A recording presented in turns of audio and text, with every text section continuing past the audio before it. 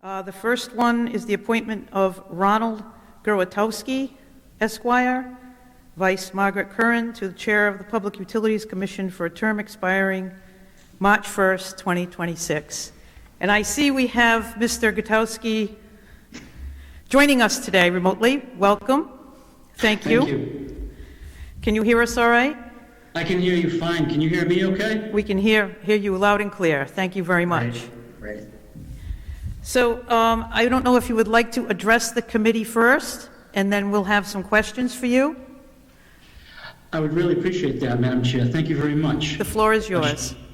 Thank you. Well, Madam Chair, members of the committee, it really is an honor and a privilege to have been nominated by Governor Raimondo to become chair of the PUC. And it's an honor and a privilege to be considered by all of you for confirmation. Over the past 30 years, I've developed expertise that provides me with unique qualifications for the position. My experience includes expertise in rate making, energy markets, energy efficiency, renewable energy generation, and energy delivery systems. Since the early 1990s, I've actually appeared in one capacity or another before 3 chairs of the PUC. Now that might suggest how old I am, but it also tells you about my experience. During my career, I've also worked very hard with stakeholders to find creative consensus-building solutions to the challenges we continually face in the energy industry. And over the past 3 decades, I've been actively involved in the evolution of the industry in New England, and more specifically in Rhode Island. And in Rhode Island has been at the cutting edge. It's been a privilege to have had the opportunity to work closely with so many of you at the General Assembly and other public officials as you've advanced innovative policy initiatives over the years. So let me walk through some of those initiatives.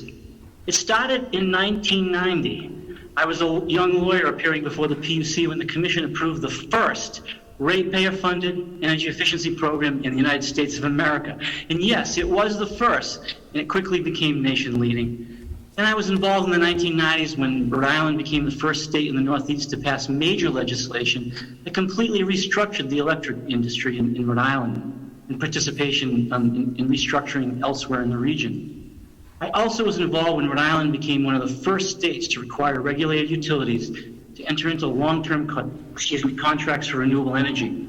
And I was involved when Rhode Island passed least cost procurement legislation that expanded energy efficiency. Later, it became clear that long-term contracts for renewable energy were not enough. Madam Chair, you championed then leading-edge legislation which eventually became the Renewable Energy Growth Program. And that legislation has led to a boom in solar development in Rhode Island. Over this period, I've also been engaged across New England and for a time in New York, where I gained other valuable cross-jurisdictional experience in energy policy, rate making, energy markets, and other matters. In 2016, I was recruited by the administrator of the DPUC, Mackie McCleary, to provide advice as a consultant on various issues on behalf of the ratepayers of Rhode Island. Eventually, this led to me working on a full-time consulting basis as a senior regulatory advisor embedded with the staff of the DPUC on Jefferson Boulevard. The most recent and most prominent matter that I worked on for the DPUC was the report released last year addressing the causes of the January 2019 gas service outage on Aquidneck Island. And now, as the energy industry continues to evolve, Rhode Island has been confronting another crucial issue that links energy and environmental policy together. It's something far more important than anything we've had to address before in the regulated utility arena, I think. Climate change. Rhode Island will be considering many more initiatives to reduce greenhouse gas emissions, and I'm well positioned to contribute to that process with a broad understanding of all the moving parts in the complex and interrelated sectors of the energy industry. Given all of this, I ask for your support. I would love the opportunity to help Rhode Island lead again on another wave of crucial transformational issues affecting the way utilities need to be regulated in the face of the climate change crisis. I thank you for your attention and your consideration, and I'm happy to take any of your questions. Thank you very much, Ron. I guess, I don't know if you have, I think you did mute your microphone. I was hearing an echo, but I don't hear it now. Thank you for that. I was going to bring up the fact that I did remember when we worked on legislation, when you were still with National Grid, we worked on legislation with Senate policy at the time, and it was very controversial, and we did end up with some great legislation that has moved Rhode Island forward as far as changing the electricity needs and the renewable energy legislation. So I thank you for your bringing that back up, and I did remember that, and thank you for your work on that back then. Thank you for all your work that you've been doing over the years over at PUC. As you probably are aware, I received some emails with some questions, and I have talked to some folks, questions about your nomination.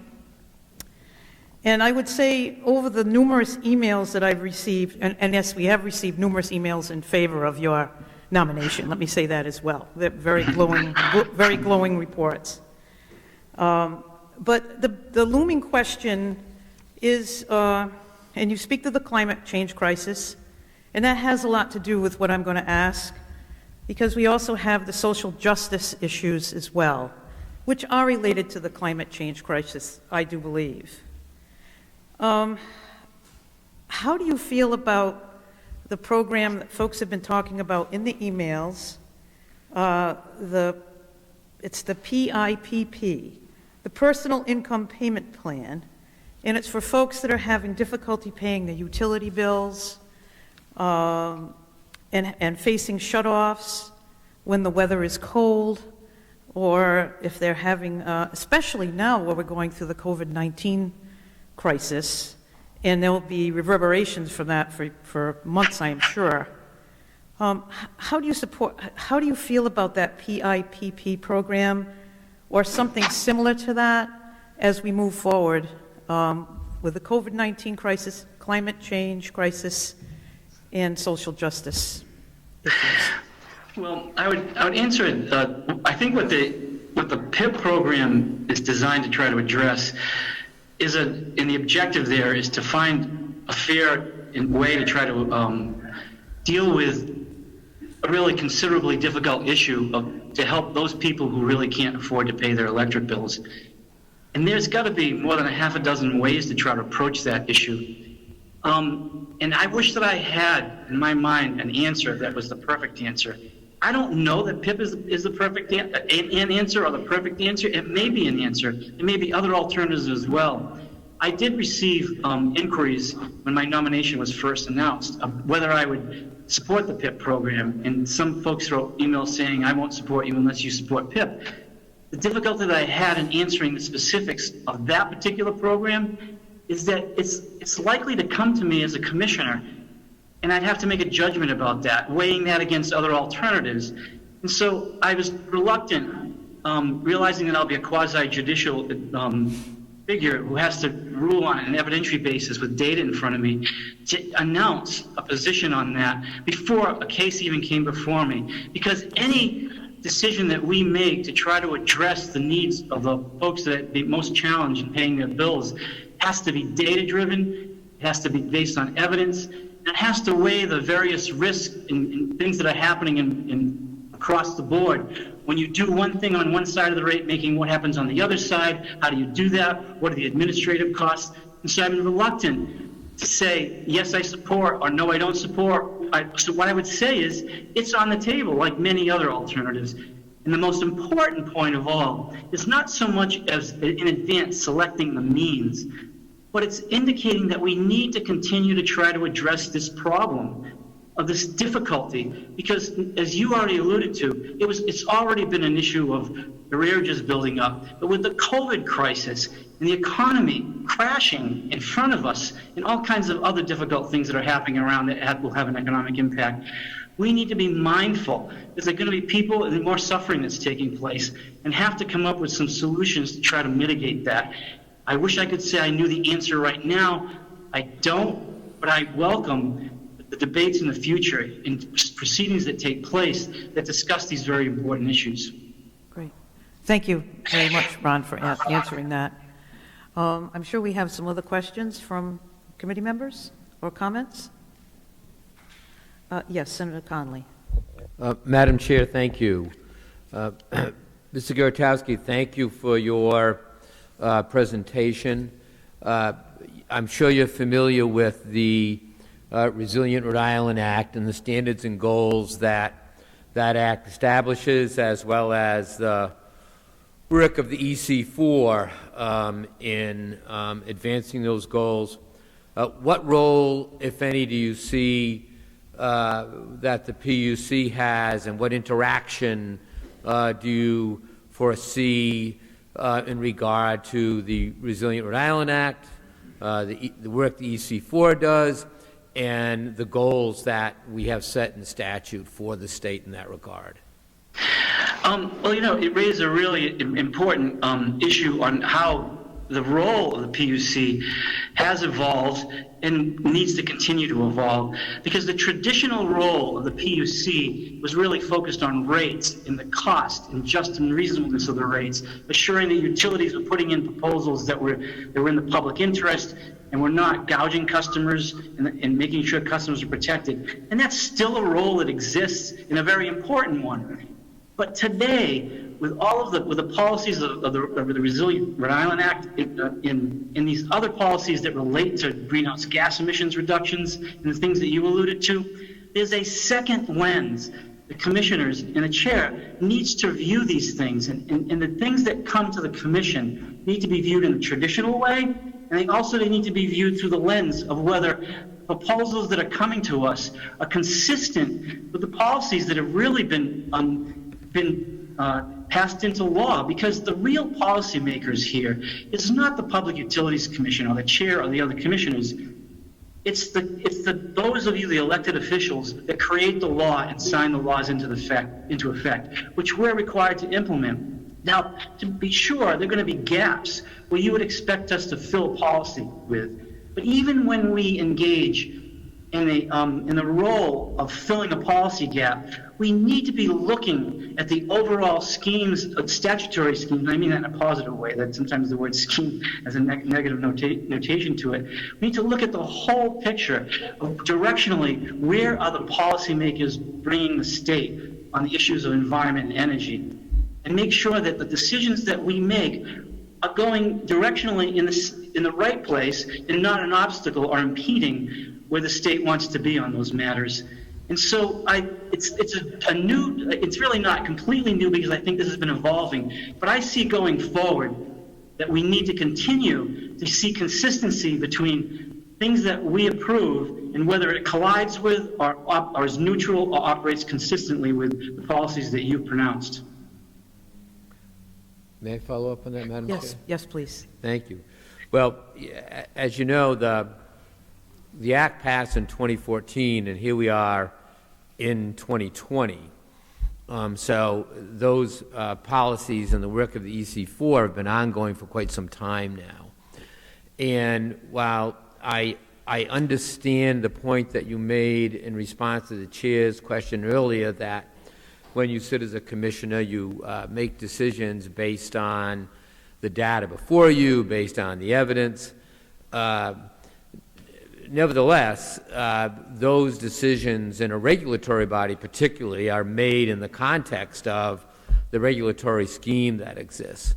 So when you look at, for instance, the goal set by the Act, the Resilient Rhode Island Act, when you look at a program like PIP, it's not so much a matter of requesting how you would decide on a particular case, but how do you see the policies of the programs being integrated in the PUC and in your capacity as a commissioner? So could you address that a little more, please?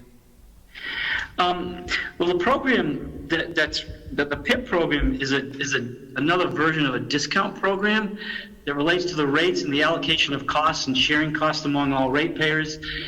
For example, today there is a program for sometimes we call them low-income customers, but the tariff says eligible income-eligible customers, and there's a 25 to 30% total bill discount, which results in about a $10.5 million benefit to that customer class.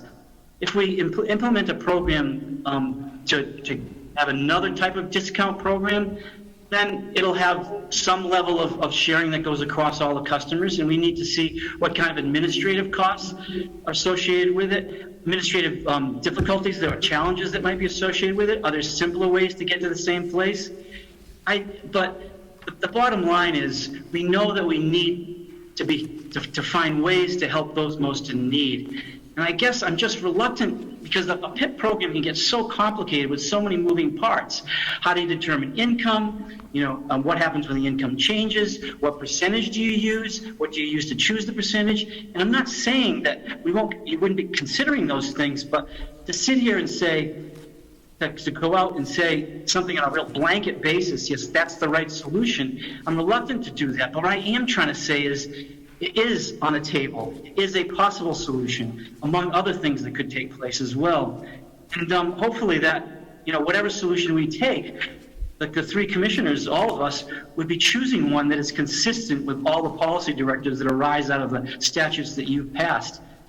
And I'm kind of repeating myself a bit from what I said before, but maybe I'm struggling a bit in answering your question. No, thank you. Madam Chair, I don't want to monopolize the question. I probably do have some other questions, but I would certainly defer to others on the committee at this point so that I'm not monopolizing the question. Well, we'll give the opportunity to any other members, and then we'll get back to you. You can follow up. Thank you, Senator Madam Connolly? Chair. Senator Oya?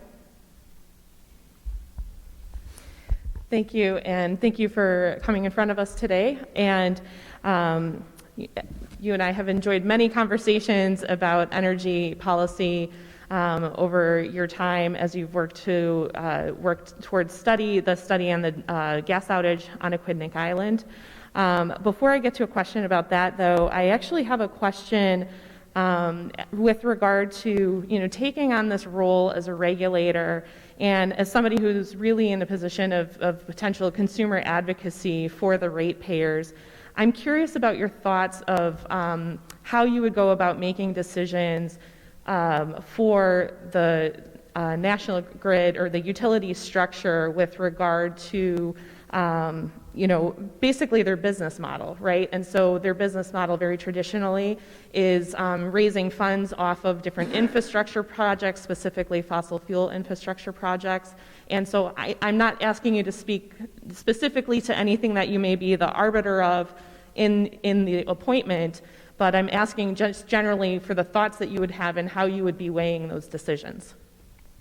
Well, we're looking at a time when performance incentive mechanisms are being implemented, some on an experimental basis across the country and some that have been embedded for a while. And we've had some in Rhode Island. I know the current commission has been very, very interested in this, as well as the division and some of the consultants that the division has hired.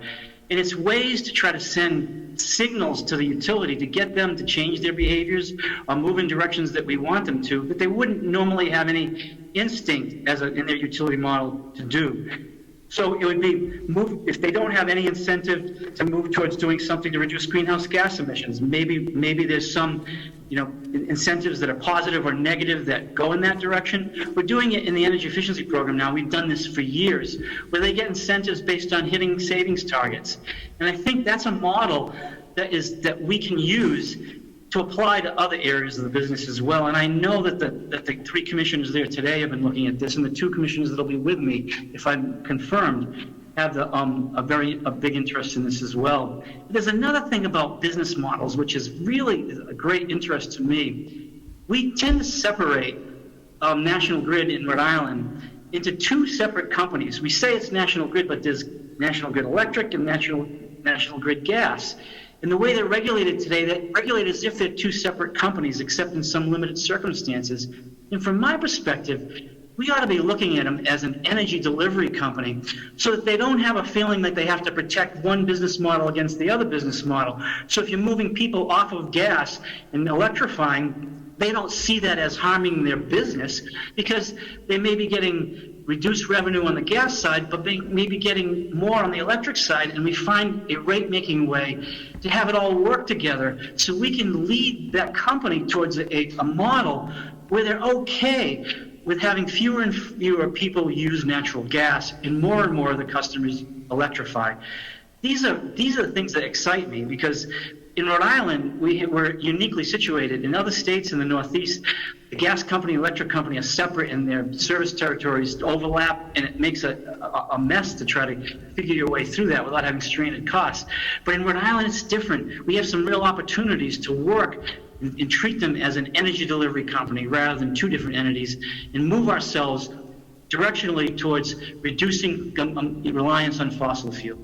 And so that's something that's really on my agenda, and it's something I'm going to be, and I think the two other commissioners that will be with me will share the interest in doing that.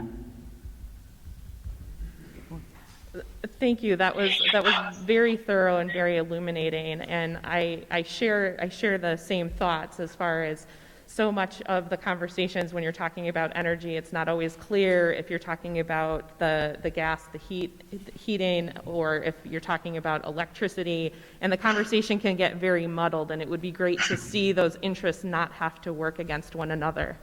On that similar line, I did want to touch on the report that came out of the DPUC about the Aquidneck Island gas outage. And I think you and I have had many conversations about this report since it was released. And I wanted to give you an opportunity to talk about one of the aspects of the report that talked about the suggestion or indication of potential parallel gas pipeline onto Aquidneck Island. Well, actually, thank you for that, because I know that it was something that was a comment from some folks that were very concerned about it. And it appears to me that when they read the report, they saw a recommendation that related to that issue, and they assumed that the recommendation was saying, go build more pipes. But in fact, the recommendation was saying something different. It was asking to consider the feasibility. When we're considering the feasibility of building something, it's in the context of comparing against other alternatives. And let me put this in context. First of all, the report was designed to identify the causes and then hold those responsible accountable, which I think it did. At the end of the report, we put recommendations in. But one of the things that we discovered during the process was that, oddly enough, there's a main branch of Algonquin that comes down, starts in Mendon, Massachusetts, and it just comes down all the way into southeastern Mass, eventually lands in Tiverton. When it gets about 4 miles out from Portsmouth on the other side of the Saconnet River, it changes, and there's a 12-inch pipe and a 6-inch pipe that operate together, the 18 inches. But for some reason, it drops down to 1 6-inch pipe for the last 4 miles.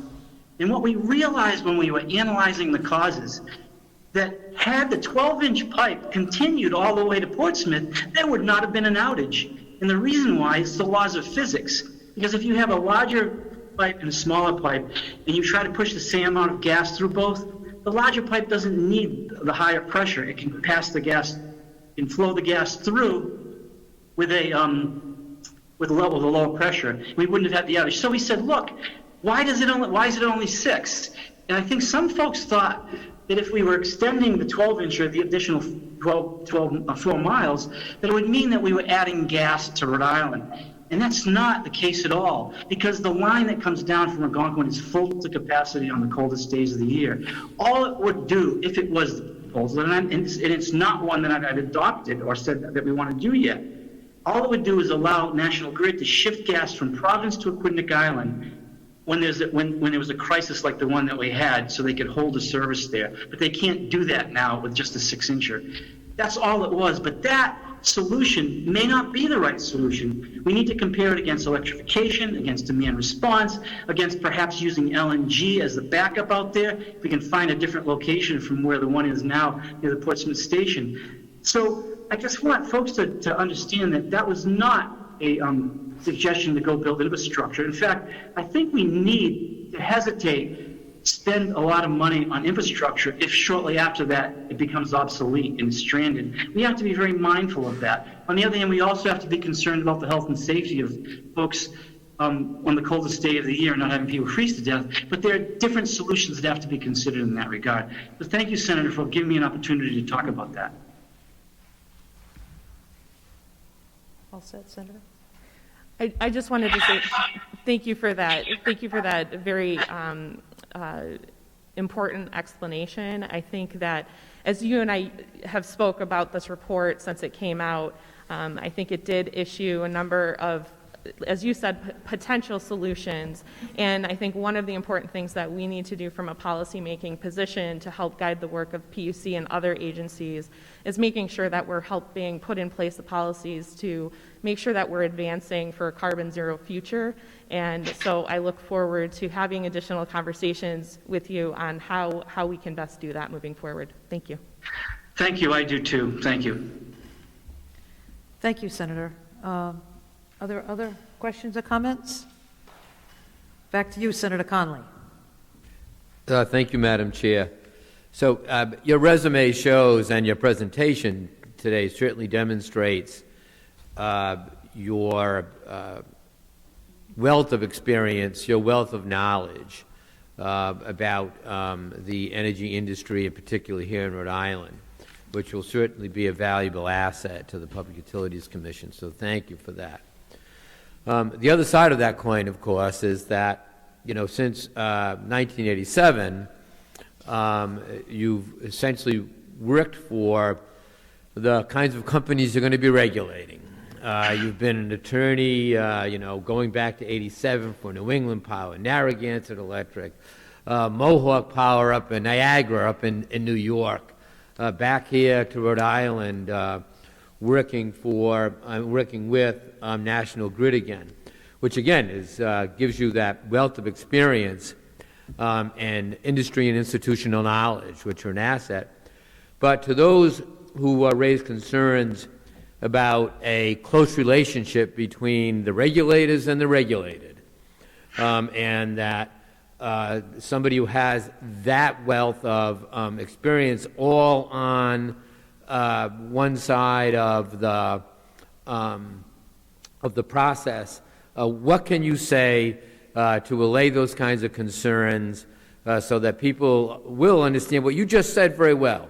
Your decisions are going to be based on the data and the evidence and the information before you, and not based upon the long-standing relationships that you've had with the companies that we're going to ask you to regulate.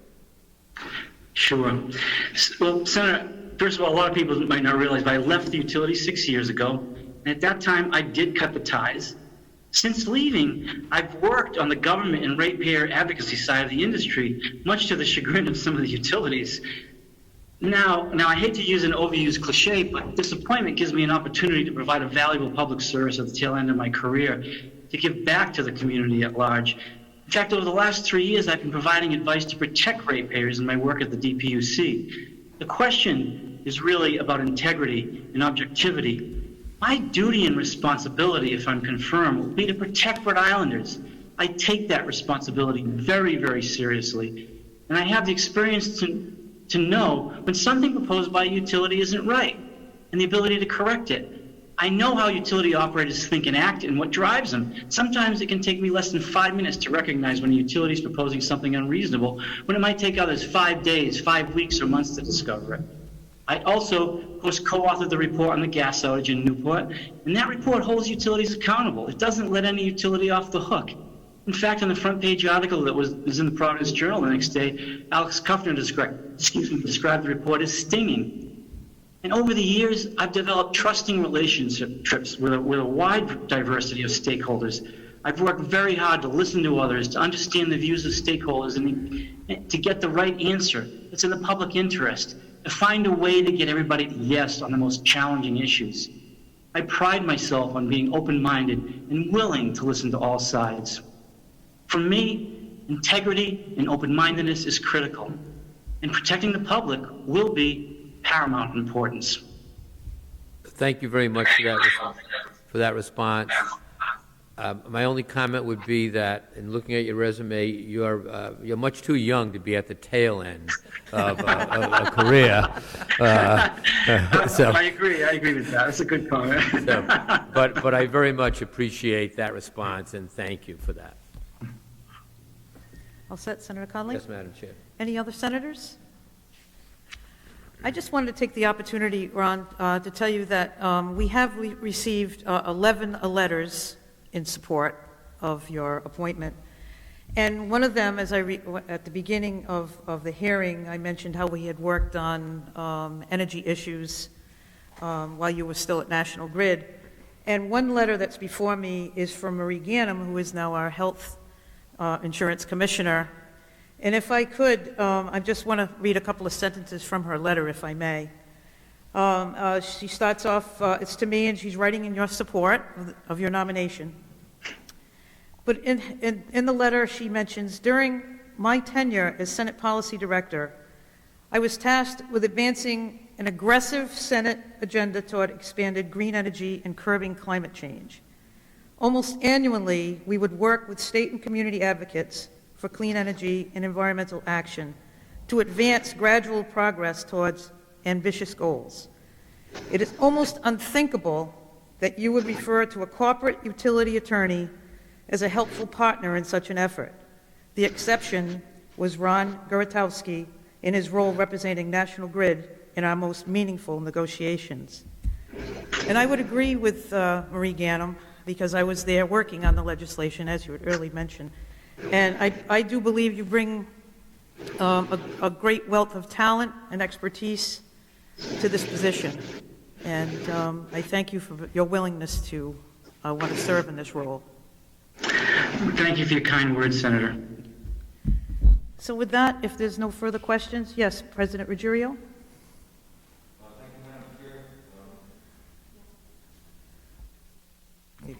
Thank you, Madam Chair. I would like to move the advice and consent of this candidate for the position on the PUC. All right, we have a motion by President Ruggiero. We have a second by Majority Leader McCaffrey and Senator Archibald. Anyone else? All those in favor? Aye. Those opposed? And congratulations. We will recommend advice and consent by the full Senate for your nomination. Good luck to you. Thank you very much. Thank you. Am I permitted to, should I be cutting out now, or am I not staying on? Or, you can, no, you can, you're dismissed. Thank you.